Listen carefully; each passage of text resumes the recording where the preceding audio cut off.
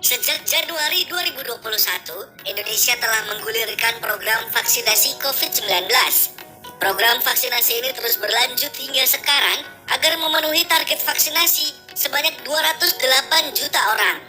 Hingga pemberian vaksinasi di Indonesia sudah sebanyak 39.628.149 dosis.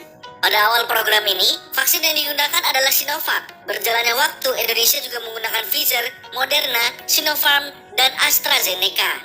Setiap vaksin memiliki perbedaan dari efikasi hingga efek samping. Berikut kami sajikan perbandingan setiap vaksin yang mengantongi izin penggunaannya di Indonesia. Pertama, Pfizer. Vaksin Pfizer merupakan vaksin dari perusahaan asal Amerika Serikat dan dibuat dengan teknologi RNA atau mRNA. Pada kelompok usia 16 tahun ke atas, vaksin Pfizer memiliki efikasi sebesar 95,5%, sedangkan pada usia 12 hingga 15 tahun sebesar 100%. Vaksin ini bisa diberikan pada anak-anak usia 12 tahun ke atas dengan pemberian dosis 0,3 mili 2 kali penyuntikan dalam rentang waktu 3 minggu.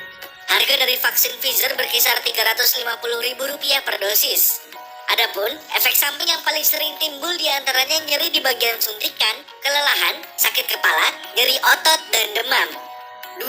Sinovac. Vaksin Sinovac adalah vaksin dari perusahaan Sinovac Biotech yang berasal dari China dengan menggunakan virus utuh yang sudah dimatikan.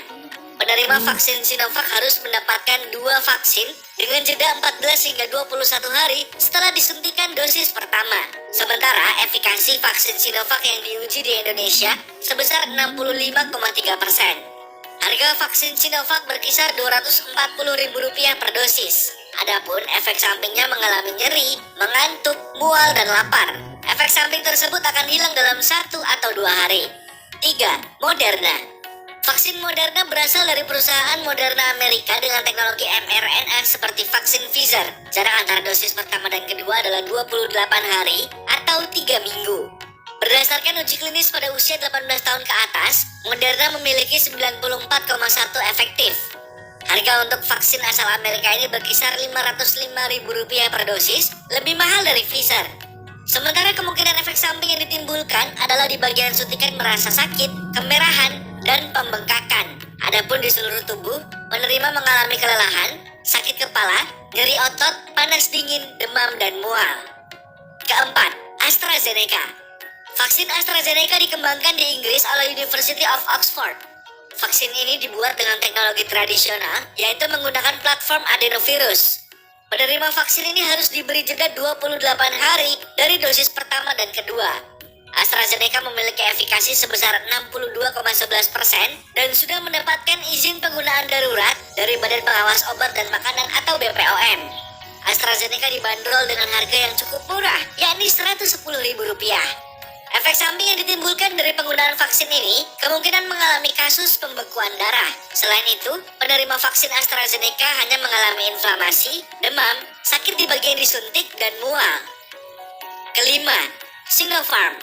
Sinopharm merupakan vaksin dari perusahaan milik pemerintah China, yaitu China National Pharmaceutical Group. Vaksin ini dibuat dengan metode yang sama dengan Sinovac, yakni virus utuh yang sudah dimatikan. Interval pemberian vaksin pertama dan kedua adalah 21 hingga 28 hari.